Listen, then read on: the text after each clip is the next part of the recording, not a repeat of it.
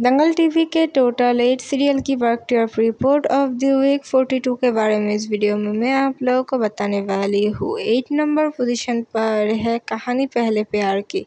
कहानी पहले प्यार की सीरियल का टॉप रेटिंग है 0.6 रेटिंग पॉइंट। 7 नंबर पोजीशन पर है बड़े घर की छोटी बहू। बड़े घर की छोटी बहू सीरियल का टॉप रेटिंग है 0.6 रेटिंग पॉइंट। 6 नंबर पोजीशन पर है पारो संग देव। पारो संग देव सीरियल का टॉप रेटिंग है 0.7 रेटिंग पॉइंट।